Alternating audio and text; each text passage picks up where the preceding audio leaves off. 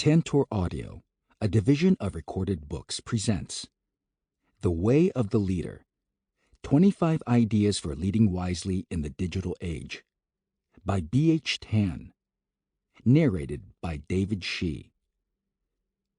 Publisher's note: this audiobook will refer to visual elements included in the print and ebook editions of the book. The publisher makes no representation or warranties with respect to the contents of this book, and specifically disclaims any implied warranties or merchantability or fitness for any particular purpose, and shall in no event be liable for any loss of profit or any other commercial damage, including but not limited to special, incidental, consequential, or other damages. Introduction. Asia is on the rise in the global economy.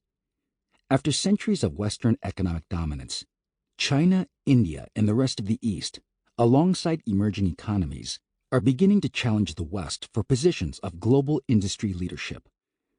According to the UK-based Centre for Economics and Business Research, CEBR, China will leapfrog the U.S. to become the world's largest economy by 2028, 5 years earlier than the previous forecast, due to the contrasting recovery of the two countries from the COVID-19 pandemic.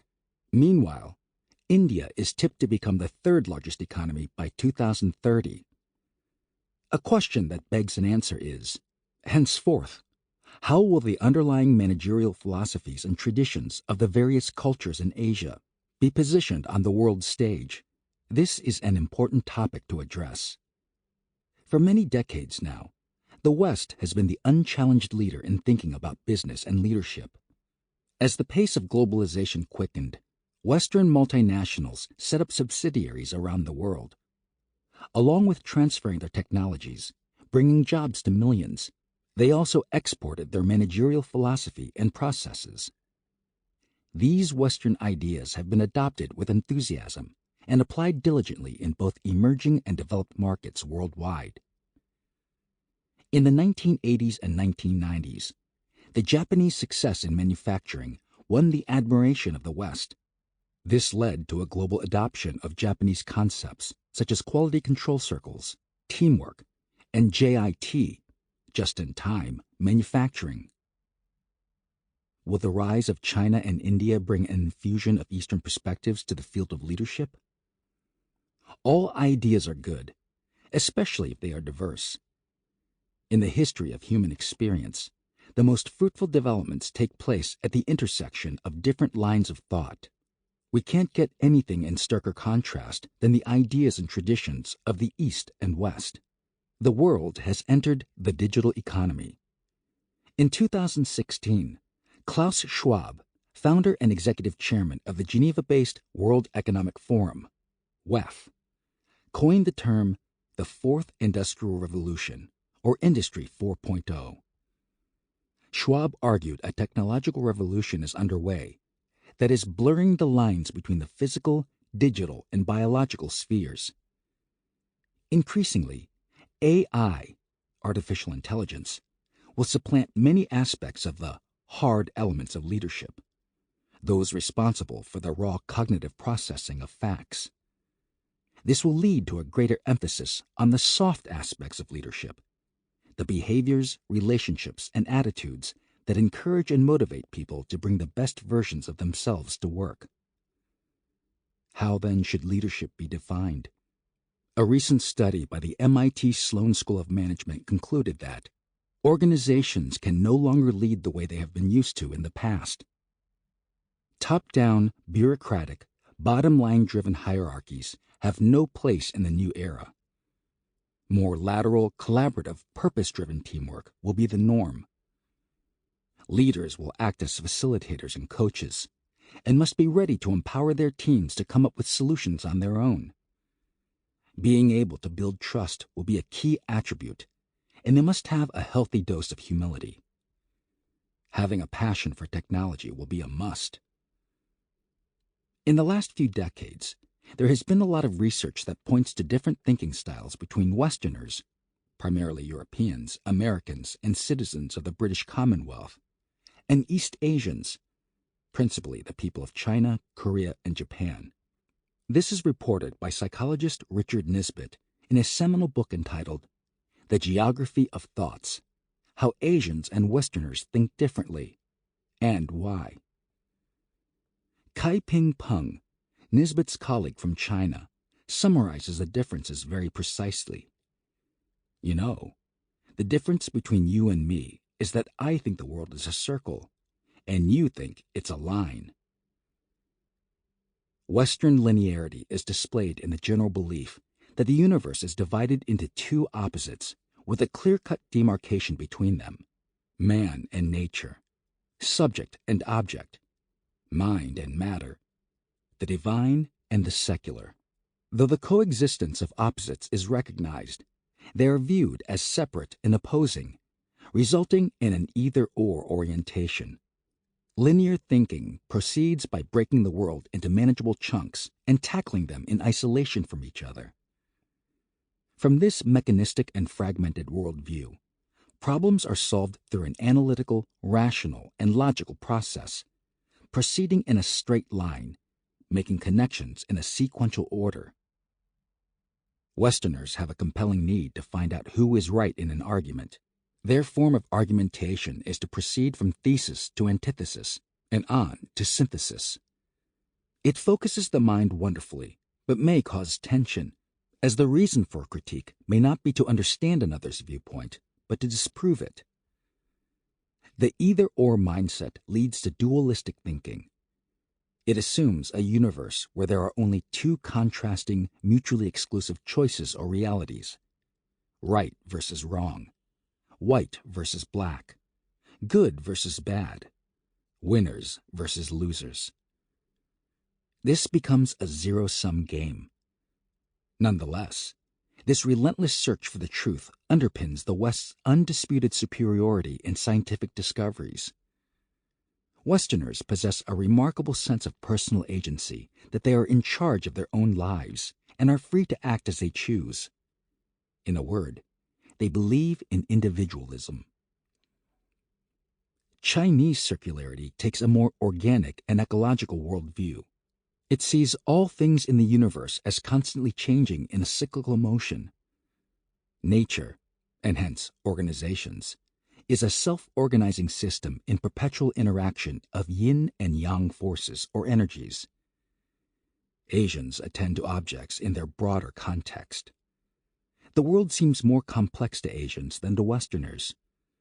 And understanding events always requires consideration of a host of factors that may interact with each other in unpredictable ways. Formal linear logic plays a lesser role in problem-solving in the complex world that we live in. Chinese culture views opposites as complementary and interdependent. Instead of treating them separately, they are juxtaposed side by side in order to better understand the overall picture. Hence, the treatment of opposites is to embrace them in a both-and orientation. At the interpersonal and organizational levels, this approach has immense benefits, as the Chinese view of life is that it is full of contradictions and that both sides have flaws and virtues. The preferred way of resolving differences is through consensus rather than conflict, as only through consensus can sustainable solutions be attained. Another upside is that East Asians may be better able to embrace paradoxes and derive creative solutions. But the tendency to find the middle way has hampered their efforts to seek out scientific truth through aggressive argumentation. The Chinese counterpart to personal agency and individualism is harmony and collectivism. Reality is a circle, and we think in a straight line, and we wonder why our deepest problems remain unsolved. Peter Senge, MIT Sloan School of Management. The title of this book is borrowed from the Tao Te Ching, or Tao Te Ching, the classic Chinese manual on the art of living, governance, and leadership, written around 500 BC. Tao Te Ching, or simply the Tao, can be translated as the Book of the Way. Of its real authorship there is some uncertainty, but it is generally attributed to Lao Tzu, or Lao Tzu, an older contemporary of Confucius. His name means old master, or more picturesquely, old boy. Little is known about Lao Tzu, except that he could have been an archive keeper during the Warring States period in ancient China. The Tao was drawn from Lao Tzu's close observations of nature. It reveals the wisdom of living systems, describing the patterns of energy within and around us. The Chinese call this vital energy Shih, and the Japanese call it Qi. The Tao consists of 81 poems, written with grace and large-heartedness. They radiate a sense of warm humor and deep wisdom. It is the most translated book in history, together with the Bible and the Quran. The Tao's influence on the thinking of East Asians is subtle, pervasive, and sublime. To understand the thinking habits of East Asians, becoming familiar with the Tao is the first step. In the course of my leadership consulting work, I have worked with organizations on numerous leadership challenges. Many of these are timeless themes, and I have curated 25 topics that form the basis of this book. As we enter the age of digital transformation, leaders will no doubt be grappling with them again and again. Through real-life cases, you will be exposed to the thinking, decisions, and actions of the various protagonists. They are a mix of historical figures, eminent business and political leaders, and ordinary people placed in tough situations, Easterners and Westerners alike. What would you do if you were in their shoes? My invitation is to treat each topic as an opportunity to examine how you habitually think, decide, and act. There is no right or wrong answer. Your perspective depends on a number of underlying factors such as your experience, culture, and worldview. The contrast between your worldview and other mental models may hopefully stimulate novel ideas in making sense of our rapidly changing and unpredictable environment. As we go through the various topics in this book, some verses from the Tao will be shared. Lao Tzu's teachings are deeply rooted in his love for nature, people, and society. The most fundamental of his teachings is that human beings are part of nature. For people to lead rewarding and meaningful lives, they need to conduct their affairs in harmony with, and not in opposition to, nature. Instead of ceaseless striving, becoming more self-aware and doing a little less in a measured way may be a better option. Looking at the devastation of the ecosystem, untold human sufferings, and endless war and conflicts unleashed on the world, we realize that Lao Tzu is right. We have become too sure of our science and technology and convinced that man is the master of nature.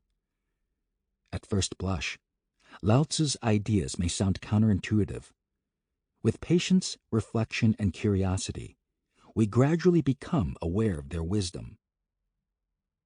When the student is ready, the teacher appears. Buddhist adage.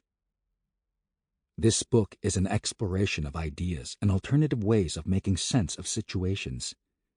We are all used to the linear way of thinking. That's what we've been taught in schools.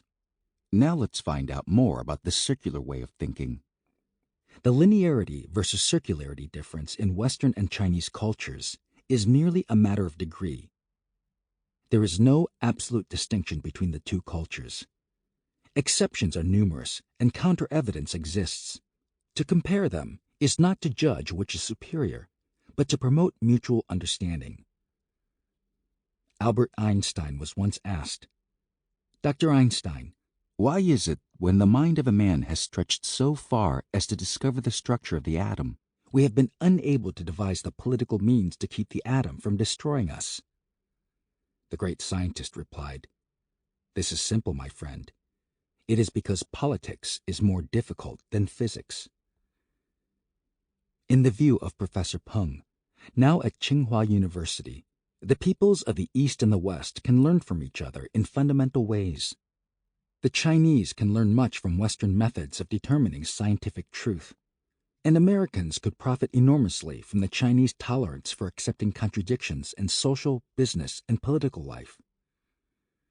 In this very complex, chaotic, yet interconnected world that we live in, being able to integrate both streams of thinking can only help us to lead more wisely and courageously. Our time horizon must extend beyond the here and now. The well-being of the generations to come depends on how the present generation thinks and acts. 1. Leadership paradoxes. Treating opposites as complementary leads to a wealth of creative solutions.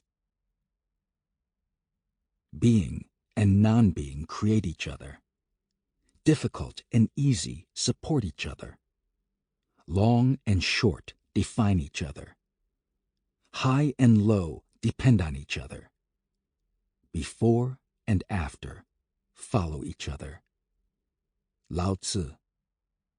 In organizations, we are constantly faced with conflicting demands. They pose dilemmas and result in tensions. Many of them defy common sense and logic and are difficult to understand. As the business environment gets more complex, they may even seem impossible to address. Here are some examples of conflicting demands. Results orientation and people focused. Taking cost out while improving quality. Short-term and long-term focus. Digitization with the human touch. Implementing a major strategic shift without destabilizing the company. When leaders are faced with these paradoxes, the opposing goals cause tension and polarization in the organization. They feel the pressure to make decisions quickly and keep a steady course, but prioritizing one goal will not make the other goal disappear. While it gives a false sense of decisiveness, critical thinking becomes the first casualty. This may trigger a whole host of ramifications, creating even bigger problems for these leaders and their companies. How then can they avoid falling into this trap? We'll now look at the nature of paradoxes and examine a case study of how one well-known company creatively manages them. Finally, we'll discuss a process for navigating organizational paradoxes. Understanding paradoxes. For a long time, the Western view of the world has been that of a machine. Whenever a problem is encountered, all that's needed to solve it is first to reduce it to the smallest components for analysis. Next, use a linear cause and effect relationship to establish the cause of the problem. Addressing this cause is the solution of the problem. Isaac Newton used the metaphor of a hermetically sealed clock to describe the universe. A closed mechanical system, self-contained, with no external environment. In the last few decades, scientists and thinkers have repudiated the machine metaphor of the world. The mechanistic and fragmented Western view is now replaced by a more organic and holistic Eastern view. It may be described as an ecological worldview, where all individual events and actions are not separated but interrelated and interdependent. We are embedded in the never-ending cyclical process of nature. Paradoxes are curveballs that nature throws at us to get us to pause and re-examine our approach to problem-solving and decision-making.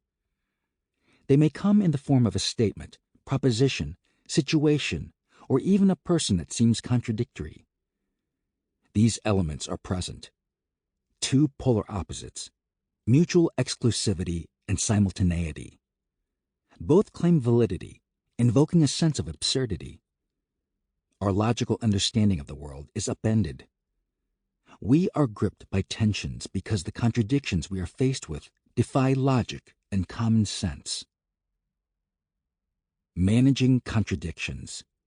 Chinese versus Western thinking. Discomfort with contradictions is deeply rooted, especially in the Western mind.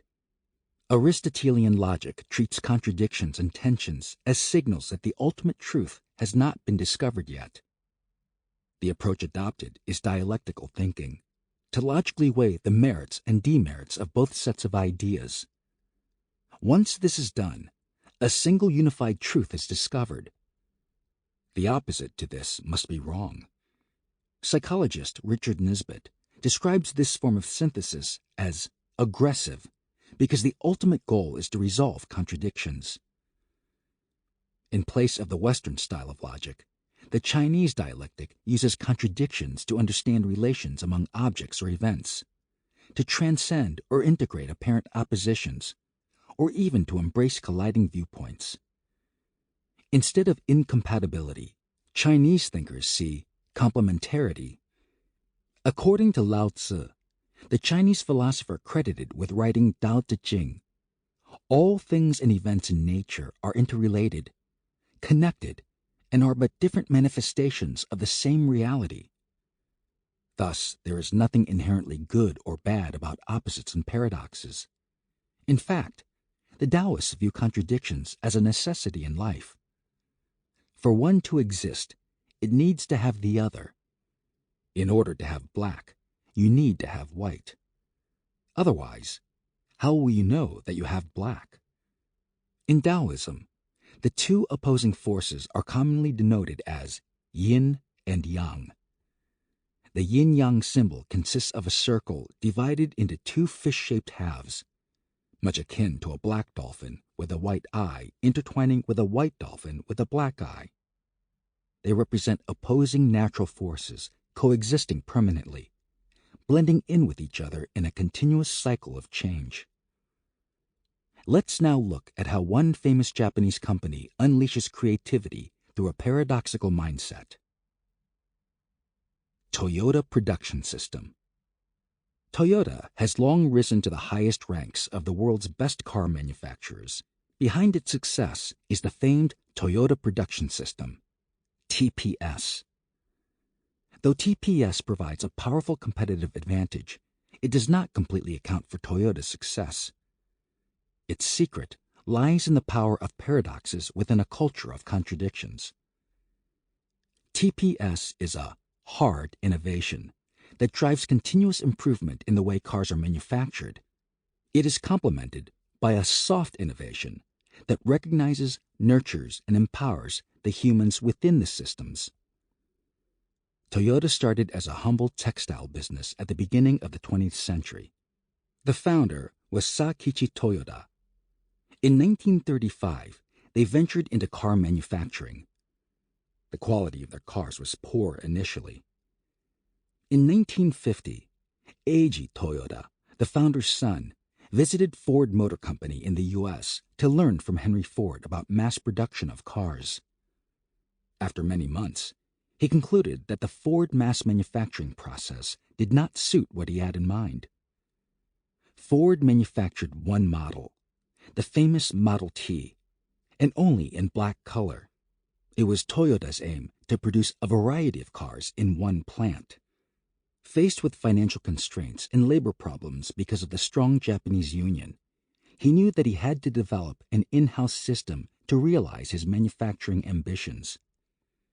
He turned to production engineer Taiichi Ono, who later developed and perfected the concept of lean manufacturing. It became the Toyota Production System and is seen as the most important technical innovation since Ford's successful implementation of the continuous moving assembly line. Ono studied the ideas of Frederick Taylor, the father of scientific management. Taylor believed there were universal principles which governed efficiency in manufacturing, and that these were independent of human judgment. He said, "In our scheme, we do not ask the initiative of our men. We do not want any initiative. All we want of them is to obey the orders we give them, do what we say, and do it quick." Ono applied a completely different approach back in Japan. He said, "The Toyota style is not to create results by working hard. It is a system that says there is no limit to people's creativity. People don't go to Toyota to work. They go there to think." Outsiders who eagerly seek to understand the underpinning of Toyota's success will find that it is an enigma. The company succeeds because it has a culture of contradictions. Here are 4 examples. 1. Toyota manufacturing processes and controls are state-of-the-art. Everything is well organized, structured, and works like a clock. At the same time, workers are treated with respect and empowered to exercise judgment and take actions they see fit. 2. Though the company has a rigid hierarchy, employees are encouraged to speak up, highlight problems, and not blindly obey instructions. 3.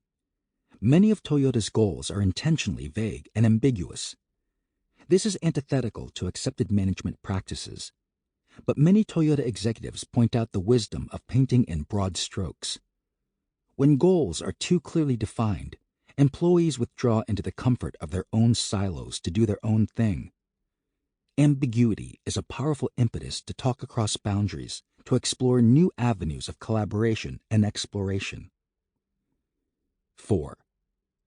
Toyota's development process for new models appears extraordinarily inefficient.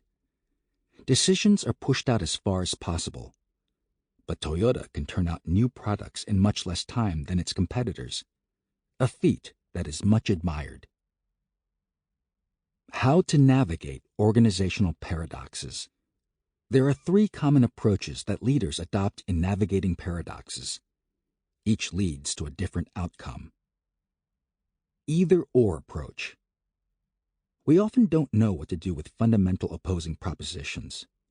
Our first impulse is to determine which one has greater merits. This is the either-or approach. Each proposition is analyzed logically and in isolation from the other. One dominates, the other withers. One is right, and therefore, the other is wrong.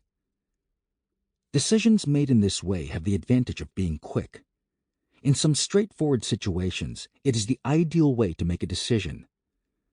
When problems are more complex, however, this way of thinking alienates parties who hold different views, causes polarization, and makes a mockery of critical thinking.